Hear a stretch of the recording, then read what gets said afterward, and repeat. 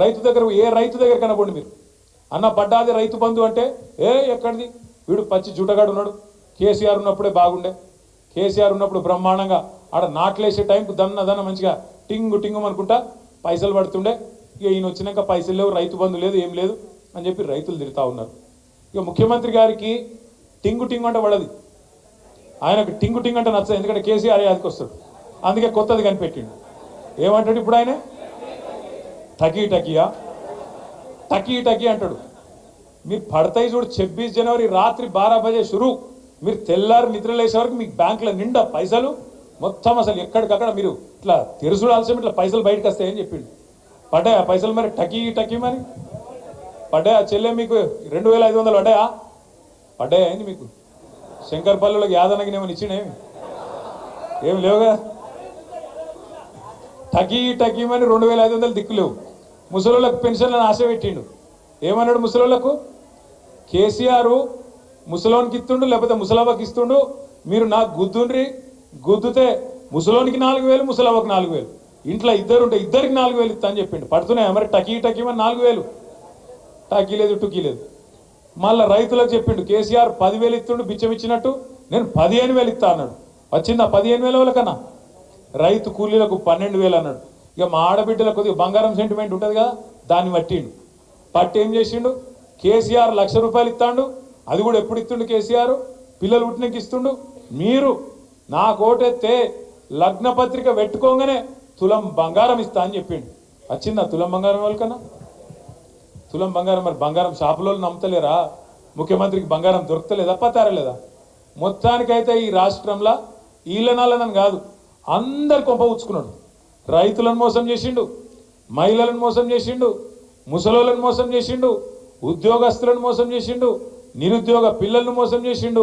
మా శంకర్పల్లి మండలంలో పాపం ఇదివరకు కేసీఆర్ గారు ఉన్నప్పుడు భూముల మీద వ్యాపారం చేసుకొని రియల్ ఎస్టేట్లో కొంత సంపాదించుకున్న తమ్ముళ్ళు చాలామంది ఉన్నారు. ఇవాళ వాళ్ళ పరిస్థితి కూడా అధ్వానం అయిపోయింది. మొన్న మీరు చూడవచ్చు, కొంపల్లిలో ఒక రియల్ ఎస్టేట్ వ్యాపారి వేణుగోపాల్ రెడ్డి అని చెప్పి ఆత్మహత్య చేసుకున్నాడు. ఈ ప్రభుత్వం వచ్చినాక హైడ్రా పేరు మీద పేదవాళ్ళ కొంప ఉచ్చుకొని పేదవాళ్ళ మీద పడి వాళ్ళ ఇల్లు కొడతాడు. మూసి అంటాడు. మూసి మూసి మీకు పాలమూరు రంగారెడ్డి ఎత్తిపోతల పథకం ద్వారా మన చేవెళ్లకు, మన శంకర్పల్లికి, అదేవిధంగా మన ఉమ్మడి రంగారెడ్డి జిల్లాకు నీళ్లు తెచ్చేందుకు కేసీఆర్ గారి నాయకత్వంలో ఆనాడు మనం పనిచేస్తుంటే ఇదే కాంగ్రెస్ వాళ్ళు కేసులేసి ఆపిలు. ఇదే కాంగ్రెస్ వాళ్ళు ఆనాడు ఎక్కడోళ్ళు అక్కడ కోట్లకు పోయి ఇది చక్కగా లేదు, అది చక్కగా లేదు, ఇది వంకర్ ఉంది, అది టింకర్ ఉందని చెప్పి కోట్లకు పోయి ఆపే ప్రయత్నం చేసింది. అయినా 90% పనులు పూర్తి చేసినాం. 90% పనులు పూర్తయినా పాలమూరు రంగారెడ్డి పథకానికి మొత్తం రిజర్వాయర్ తయారైనవి. ఈయన చేయాల్సిందల్లా రేవంత్ రెడ్డి గారు కాలువలు తవ్వాలి, నీళ్లు తీసుకురావాలి, ఆడికెళ్ళి శ్రీశైలంకి వెళ్ళి మన చేవెళ్ళ దాకా నీళ్లు తెచ్చే సౌలతు. ఇంకొక 10 పైసలు ఖర్చు పెడితే, 90 పైసలు కేసీఆర్ ఖర్చు పెట్టిండు, ఒక 10 పైసలు ఖర్చు పెడితే మీకు నీళ్ళు వస్తాయి. కానీ ఆయనకు అది ఇష్టం లేదు, ఆ నీళ్ళు ఇయ్యడట. కానీ మూసీ చేస్తారట, మూసీని సుందరవనం చేస్తారట.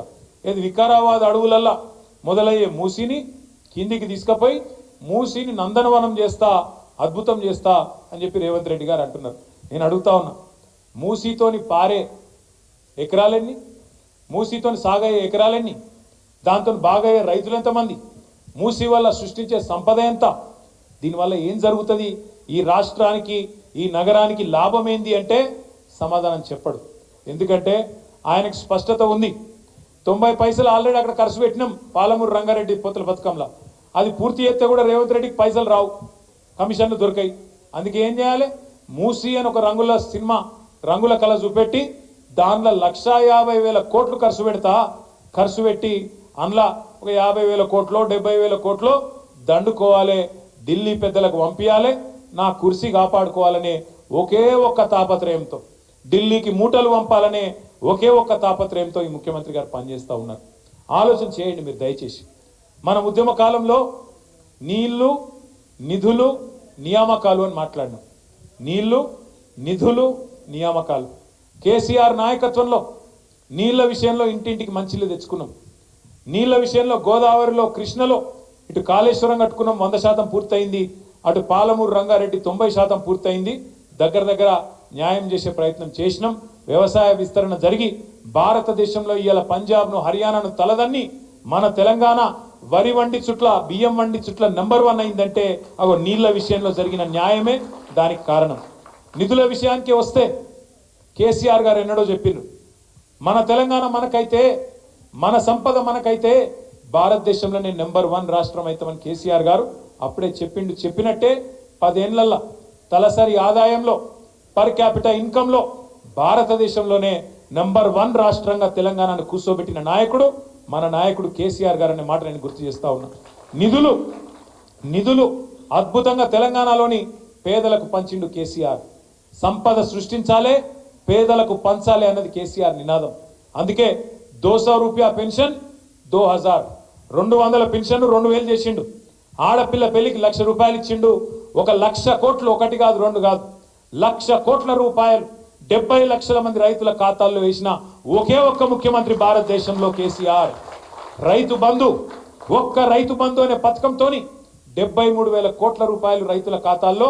మీరు ఎవ్వరికి దరఖాస్తు పెట్టుడు లేదు, దండం పెట్టుడు లేదు, దఫ్తర్ చుట్టూ తిరుగుడు లేదు, సీదా మీ ఖాతాలకు వచ్చి 73,000 కోట్ల రూపాయలు ఒక రైతు బంధు ద్వారా వచ్చినాయి.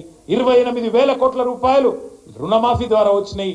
మొత్తం 1,00,000 కోట్లు ఒక్క రైతులకే, 70 లక్షల మంది రైతులకు 10 ఏళ్లలో ఇచ్చిన నాయకుడు కేసీఆర్. నిధులు సంపద పెంచిండు, పేదలకు పంచిండు. నియామకాలు 2,32,000 ఉద్యోగాలు ప్రభుత్వ కొలువులు ఇచ్చిండు. 24 లక్షల ఉద్యోగాలు ప్రైవేట్ రంగంలో సృష్టించిండు కేసీఆర్. నీళ్లు, నిధులు, నియామకాలు, ఈ మూడిట్లో కేసీఆర్ గారు సంపూర్ణంగా న్యాయం చేసిండు.